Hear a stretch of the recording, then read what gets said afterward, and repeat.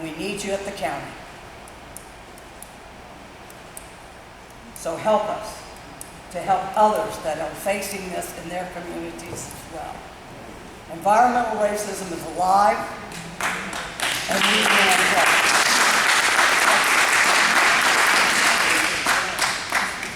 Okay, we're going to open up and first of all, do you want to make your final comments? Yes, I do. And then we're going to have our homeowners. Okay. Talk. And again, I do still appreciate, I appreciate everyone coming and at least listening to everything. And there's been some things said, and yes, Jacksonville, there was a violation. But if someone actually, if you look at your facts, it was an eager beaver violation. In 2006, I filed for a divorce. I was living here. My ex-wife, I gave the company. If you'd like to see my divorce decree, we'd be glad to let you have it. She had control of the company completely. I turned a multi-million-dollar business over. I actually got custody of my children, became a single dad from it, and moved here. At the time of that violation, my business was right here. I had nothing to do with that, and I'm okay with people throwing, when they don't know facts, let them sling about all they want. But I had no possession of the company and already signed it off over to my so I'm okay with it. Doesn't bother me. The property on in Santa Rosa County, yes, we had some violations on that. It's funny because the subdivision Woodlawn, we did the tree for every single, the homeowner association president, everybody in there. Sold them all firewood, everything else. A young lady moves in the community, didn't like us being outside the community, and nothing else, she just didn't want us there. But again, that's not an issue. The property across the street, no, it's never been abandoned.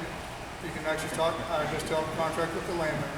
We've been moving stuff off the property because we've been actually fighting with the county. That's my deal, that's my fight. So there's a lot, if you want to really search facts before you start clapping and applauding people, research the facts first. We are trying to bring something better. We feel we are. I understand your concerns, I really do. We're not the bad guys in here. An F rating for Better Business Bureau, anybody here who has business can do that. Don't become a member and don't answer if you don't know they're out there. If somebody files a complaint. All I have to do is somebody can give me the worst complaint in the world, and all I gotta do is address it, and I can have an A all day long. So know how the benefit. I'm not a member. They've come to me many times to become a member. I won't. And I've never addressed a complaint because I didn't know they were out there. We never get anything information on it. If we do, it's too late. But if someone says they destroyed my entire yard and everything else, it's still considered hearsay. If I send a letter that says, no, we didn't do that, we did a great job, it changes everything. So really, I hear a lot of things as far as that goes, and that's fine. It's out there. We're fine with that. That's not a fact. But we still feel we are trying to do something.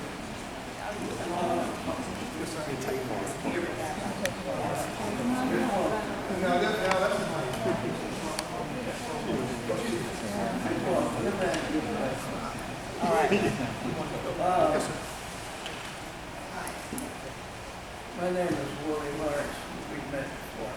How many times have Thor visited you so far down in that area? Code enforcement? Yes. Every time they come in, I've invited them in. How many times? 3 times they've come in. For what reason? Okay, one time, that's what they mentioned. We had some tires out there. Me and my sons were playing airsoft games. We went on a site on Escambia County. Actually, it's a site you all can go on. It showed using tires and recycling. We physically went around and collected tires and set little walls up so my kids could shoot behind them. Literally, that was it. When the code enforcement came on to the property, we invited them out. They saw the tires, they wrote us up on. We removed the tires. Nothing malicious. DEP, we're still learning stuff. DEP, we got a permit on the property. The property has a permit for putting mulch and stuff. We asked them if we could put some mulch down for a parking area. That was it. We put the mulch down, code enforcement comes in and says you can't do that yet until the permit. Well, when we come there, when they violated me, in 4 hours it was gone. It's not like we put enough down for a parking lot. We came in 4 hours and cleaned it. But it was just lack of knowledge. We're seeing some things online. Nothing we did was malicious. What I can't understand is why you're doing the violations without the permit. I just stated I had a permit from one entity from the state and didn't realize I had to have it from the county. There's a miscommunication on that, but when I realized I had to have it this way, then we didn't do it. Okay, what about the wetland down there? Okay. Now, you stated you ate some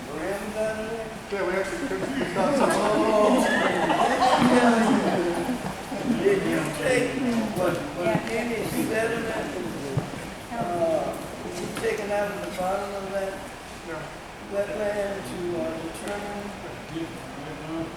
Well, look, that if you put your company there, which all runs down here, it's going to be more contaminated. Because you got contamination coming from three areas: Shortleaf, Concrete, and you. But you're going to have the biggest portion of contamination there. And you can't tell me that you're going to put debris there and move it within 3 or 4 days to prevent, if the rainstorm or what else come up, people from washing into that wetland, contaminating that, which goes all the way downtown. Right.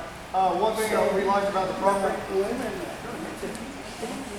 These little leaves you got talking about holding contaminated water, they overflow. And if they overflow, the leaves and debris is gone. So there's more contamination. And another thing, why do you want to come over here?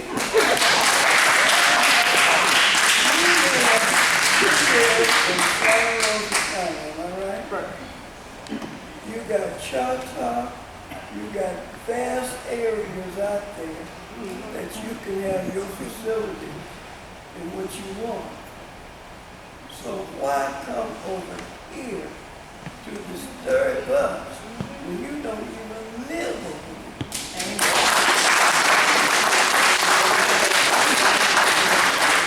There's another thing you have to think about.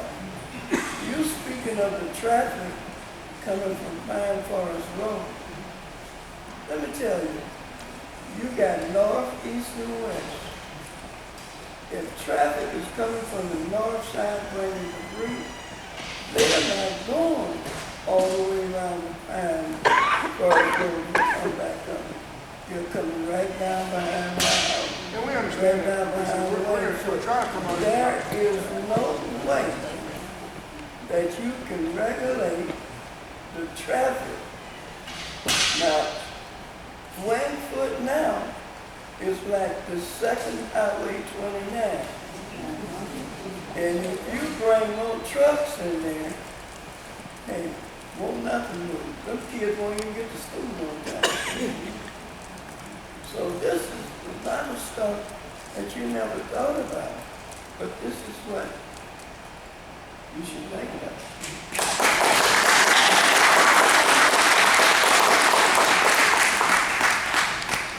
My question to that point, the first thing I wanted to know is when after they had closed Rolling Hills, there was another company that came in and wanted to put a recycling facility over here. It was a thing called a pellet company. What is the difference? Compare what you want to do to what they wanted to do over here. They had graphics and everything. They came in and showed us. And we didn't agree with it, and even EPA turned it down. So what is the difference between what you will be doing and what they want? I know they wanted to dig up the debris that's already over here. So what's the difference between your recycling company and what they wanted to do and what you'll be doing over there? Right. I'm honestly not familiar with who was trying to get that. I don't know what we were trying to do. We're not going to have to do anything. The ground is not level. Yeah, I understand that part. The process. The process on ours is literally tree debris comes in. People come in with the trucks like that, and they actually dump it out on the site. We'll have areas where you roll it out. From there, it actually will go from there onto a grinder. It gets ground and it goes into a truck, and so it doesn't get processed. I'm not sure what they were doing. What they wanted to do, what they wanted to do. Now let me ECUA has a recycling facility already. Isn't that enough for Escambia County, for ECUA to take care of all of the recycling issues that we would have here? So why do you want to put another facility out there when we already have a recycling facility? I don't believe ECUA I've actually gone to ECO a couple years ago and helped them try to address the problems with bags. And they were trying to get rid of those people were putting the leaves and everything in bags. And they were trying to figure out, because they couldn't blind them with the bags, they would contaminate all the chips. And they couldn't do anything, so basically it became now landfill. We're just basically taking all green stuff. We'll get it, we'll come in bags, truckloads, trailers, things like that. It's clean work. So is it not possible then for you to partner with ECA so they can get theirs right and you won't have to come out here and disturb us? Okay, you got to mention that. There was a bullet on your presentation where you said revenue for the county, and you said that wasn't relevant. Why? I didn't think, I mean, it's probably business tax money and stuff like that, but I know the tax money made a difference, so you know. So it just I just didn't. taxes. We need We'll to know pay everything. taxes, yeah, we'll You're pay going to pay taxes. taxes on the property and on the Yeah, on the income and all of that. So the county is going to make money also off no, the no, no. facility that you place out there. Okay. Who would do the monitoring of the facility if it does happen, other than your company? Who will be out there monitoring the facility to make sure that nothing else is going in that facility that's going to be harmful to the environment? And to me, I heard that from a lot of people, and I understand that concern, and not having the county actually foot the bill for it. And that's something I wouldn't mind looking into, find out if it could be a private entity. And it wouldn't bother us to come out there and say, hey, because it may be able to fine tune us and say, all right, this direction, this direction. And that's a good point. I mean, I wouldn't mind trying, but I wouldn't want the county to foot the bills. I beg your pardon? The thought starting in-house. Oh, yeah, and you know, and when you're saying it's something for us to look at, we need to look at all of this before you are permitted to go ahead with the facility. We need to know all of the answers that we have before the final decision is made. Because I'm sure there are things that we haven't even thought about. You had another bullet and you've already taken yours down, but it was on the second bullet under the proposed traffic. And I didn't quite understand that, and I was going to ask you to explain it, but it's too late now. But we do have other questions that we are going to want to ask before the county gives you permission to either open that or before they say no, anything like that.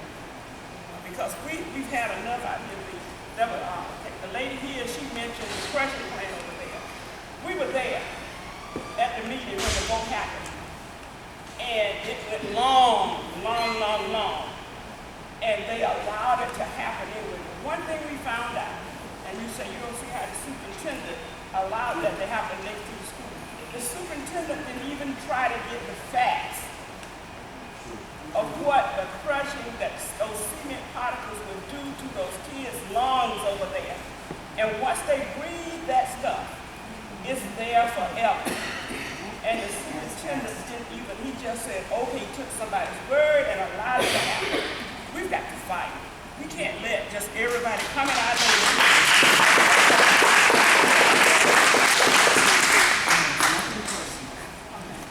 Anybody else have questions for Yes, I you? have a question. Okay. The young lady that spoke about, she was a homeowner association with the Broke Creeks. You say that she wasn't credible, credibility wasn't good. No, just we've had some issues amongst, I guess, I've pulled out, I've had Jeffrey thrown at me, there's been a lot of talk up there, and we just finally said we give up.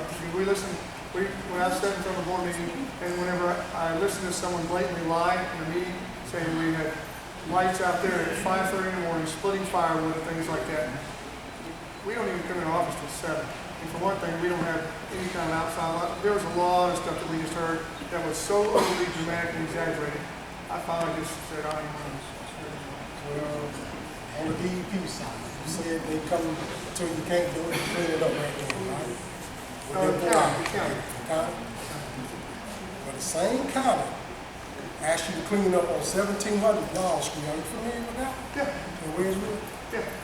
And how long did it sit? Now, we got proof of this, and it's all on documents in the book. Okay. And you standing here now. All these people got smartphones, computers, laptop, they can pull it up like that. That's fine.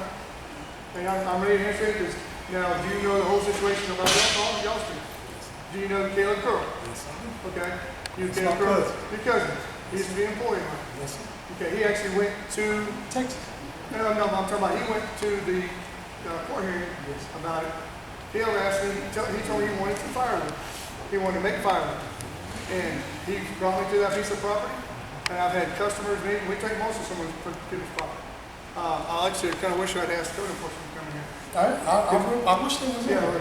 because they came to us about it, and first I asked him, I said, well, I had a gentleman who wanted the wood. Uh-huh. And he said, I'm just doing firewood. He brought me to a piece of property. And honestly, God is my witness. How many loads? How many loads? I think we brought 6 or 7 loads.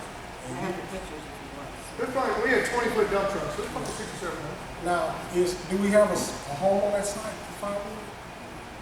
Homeowner site.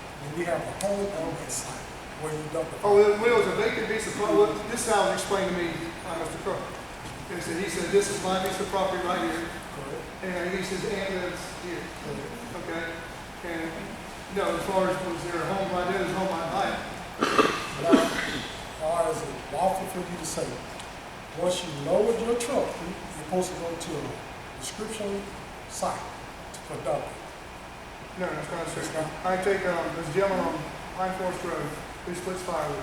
We take him load after load after 7 load. loads at one site with no house. Forward.